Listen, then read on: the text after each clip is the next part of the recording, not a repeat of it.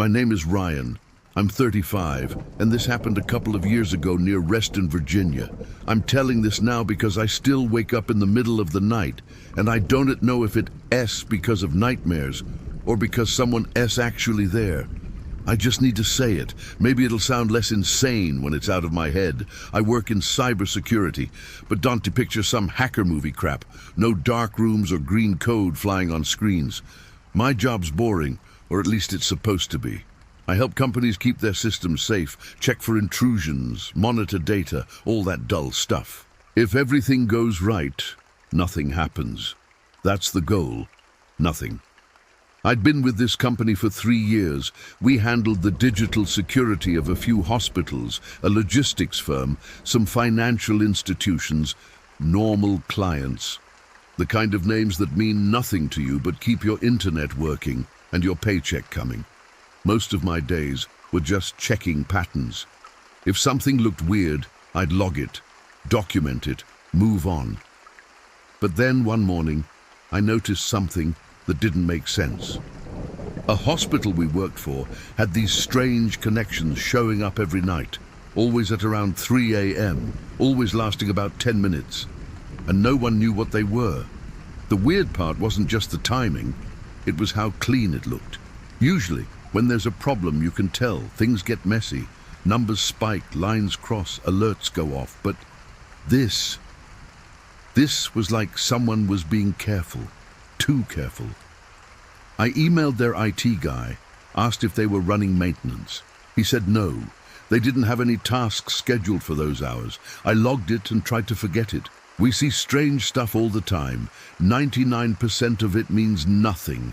2 nights later, another client, a shipping company, showed the same thing. Same pattern, same hour.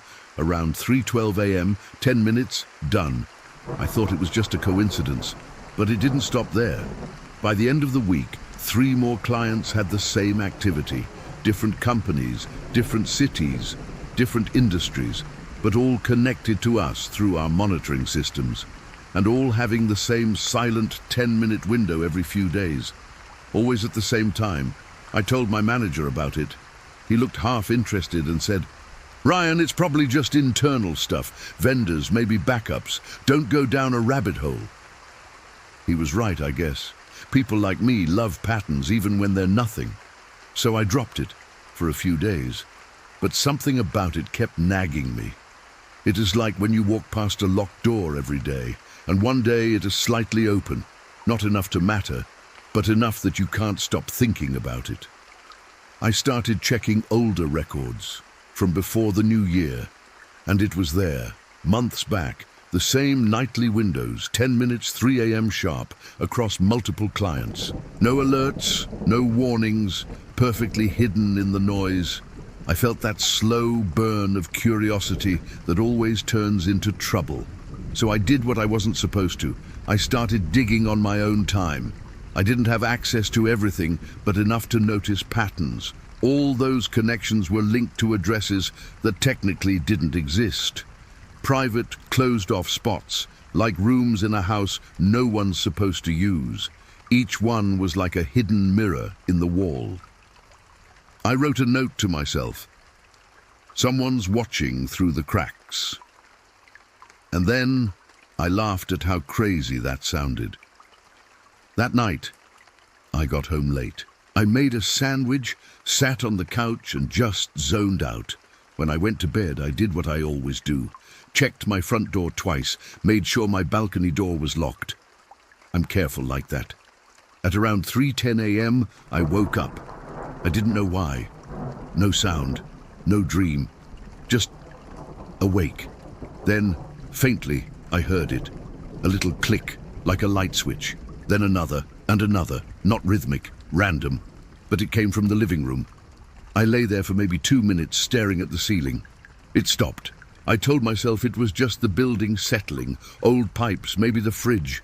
But my heart didn't believe me. The next morning, I checked the locks again. Everything looked fine, except the front door's bottom screw. It had a scratch, a small one, like someone had tried a screwdriver there once. I probably did it myself without noticing, I thought. I wanted to think that. When I got to work, My access card didn't open the side door. The security guy waved me to the front entrance and smiled too much. "Morning, Ryan, hold on a sec," he said, and made a call before letting me through. Inside, my manager called me into a meeting room. He said, "About that network thing you found, it's fine. We talked to the clients, all normal, you can drop it." Then he looked at me and added, "Also, maybe take a day off. You've been working too much." He said it nicely, but it didn't feel nice. It felt like a warning disguised as advice. Back at my desk, I checked my report. Someone had left a comment from a name I didn't recognize. No picture, no company tag. Just, "Consider alternative explanations." That's all it said. I clicked on the name. The system said, "User not found." That shouldn't even be possible. That night, I couldn't shake it. I stayed up past midnight scrolling through stupid stuff online. At around 2:45, I shut everything down, brushed my teeth, and went to bed. I told myself I wouldn't wake up at 3. I promised myself, but I did. 3:11. Click. From the living room again. One click, then silence, then a soft thump like someone's foot on carpet. I froze. My hands were shaking under the blanket. I wanted to move, but every muscle said no. After a while, it stopped. When I finally got up, everything was exactly how I left it. Exactly, except for one thing. On the kitchen counter, there was a glass of water, half full. I don't drink water at night. I stared at it for a long time and whispered to myself, "You poured that, you did." But I didn't. The next day, I was different. I kept glancing at corners, at doors, at reflections. People at work noticed I was off.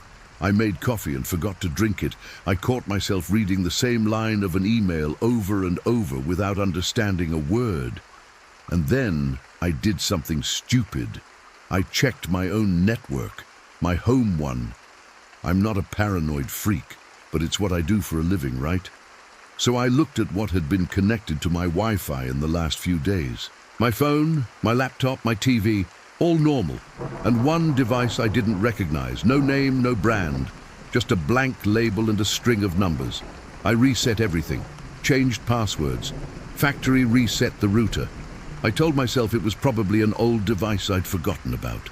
Maybe something from my smart TV. Maybe my neighbor. But I knew better. That night, I didn't sleep. I sat in the dark, with only the glow of the city through the window. I watched the clock. 2:59, 3, 3:01, nothing, 3:03, still nothing, 3:05. Then the soft click, this time closer, louder, and this time I got up. I walked out of the bedroom slowly, phone flashlight on. The light shook because my hand was shaking. The kitchen was empty. The air felt colder than before, like the fridge door had been opened too long. I turned the light on. Everything was in its place, except for the glass. It was gone. The counter was dry. No glass, no water. I stood there with the phone light sweeping over the counter, the table, the floor. And then I saw it, my front door. The chain lock was still latched, but the door itself was open 1 inch. I froze. The chain lock was still hooked, but the door, it was open that 1 inch, just enough for the air to slip through. The latch had been pulled as far as it could go without snapping, and I swear I saw the metal still moving slightly, like it had just been released seconds before I walked in. My heart was hammering. I pushed the door shut slowly, locked everything again, checked twice. Then I sat down on the floor right in front of it, phone still in my hand, waiting for something else to happen.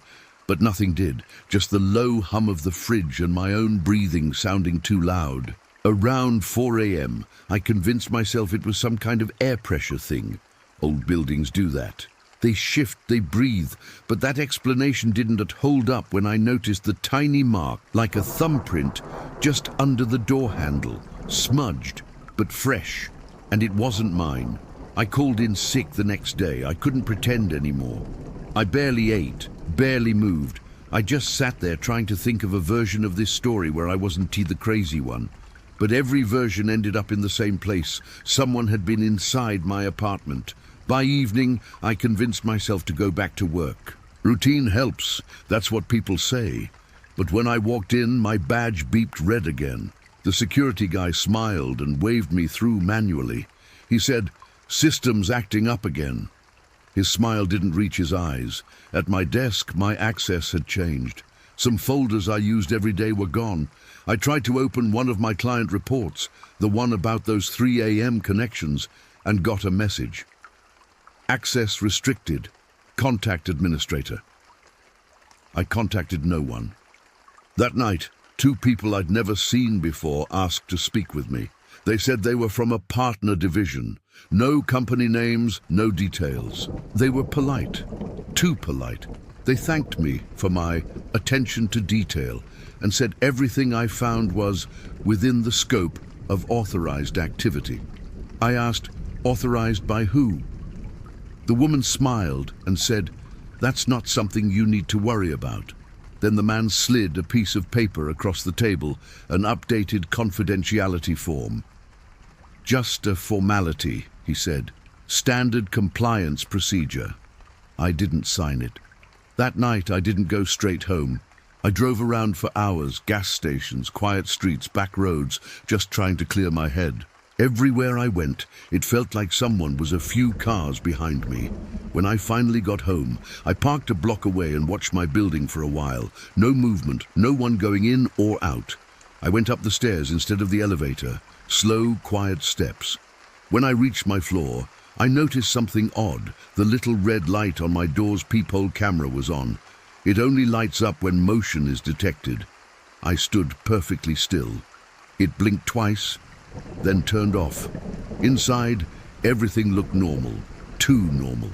The paper I'd left on the kitchen table was perfectly centered again, the way I'd first placed it days ago. The pen I'd used to test it was gone. I didn't look for it. I sat down at the table and whispered, "Okay, you win." I turned off my phone, unplugged the router, and sat in silence. But silence isn't really silence, it has texture. You start hearing things that might have always been there. The faint ticking of the thermostat, the buzz of the streetlight outside, your own pulse. And then through all that I heard it, the same click, not from the living room this time, from the hallway outside. It was followed by a sound I can't mistake. A slow drag of something metal across the floor, like a keyring brushing against the wall. Then 3 soft knocks. Not on my door, on the one across from mine. A pause, then another knock. Then silence. Then a faint whisper, like someone speaking right against the door, too quiet to understand. I didn't move. I didn't breathe. After a few minutes, footsteps walked away. But they stopped right in front of my door. And whoever it was stood there for a long time. I could hear the slow sound of breathing through the gap at the bottom. Long, steady, human. Then after what felt like forever, it faded. No footsteps leaving, just gone, like they dissolved into the air. When I finally opened the door in the morning, there was nothing outside, except one thing, a sticky note, yellow, stuck to the wall, beside the peephole. It said in neat handwriting, "You were right to notice." That was it. No name, no signature, just that. I went to work anyway. My boss looked at me like he didn't know if I was about to quit or collapse. He said, "Ryan, everything's under control. Don't go looking for things that aren't yours to find." That phrase, "aren't yours to find," I've thought about it every day since. That night, I packed a small bag, laptop, clothes, toothbrush. I drove to a motel 2 towns over. I didn't tell anyone where I was going. I slept there for 3 nights, checking in under a fake name, paying cash. Each night I still woke up around 3. Even when the room was silent, my body woke up, like it knew the pattern better than I did. On the 4th morning, I came back to my apartment. I expected it to be ransacked, but it wasn't. Everything was where I left it. Even the air smelled the same, except for one thing. My laptop, the one I'd left unplugged on the desk, was open, and there was a single new file on the desktop. It had no name, just a blank icon. I opened it. It was empty, just a white screen, but the cursor was blinking, like someone was waiting for me to type. I deleted it. I don't even know why. Maybe that was part of it. Maybe it wasn't about what was in the file, but about making me open it. I left my job 2 weeks later. No one asked why. No one mentioned the project, the network, or the 3 a.m. windows ever again. It was like those 10-minute gaps had been erased from time itself. I moved to a smaller place. No cameras, no smart devices, no Wi-Fi at night. I use a flip phone now. Sometimes I'll catch myself staring at it, wondering if it's listening too, but at least it feels quiet. Still, sometimes around 3 a.m. I wake up for no reason, and when I do, I just lie there in the dark, staring at the red light on my smoke detector, waiting for it to blink. It never does. But the silence feels aware. I tell myself it's all in my head, that I made something out of nothing, that I was tired, burned out, paranoid. But then I remember the sticky note. You were right to notice. And I realized that maybe that was the point. Maybe all they wanted was to know who S paying attention. That's really all I can say about it. I wish I could forget, but I can't. If you made it this far, thank you for listening. Please like, share, and subscribe to MR Ebon for more real horror stories like this. And be careful out there. You never really know who's watching.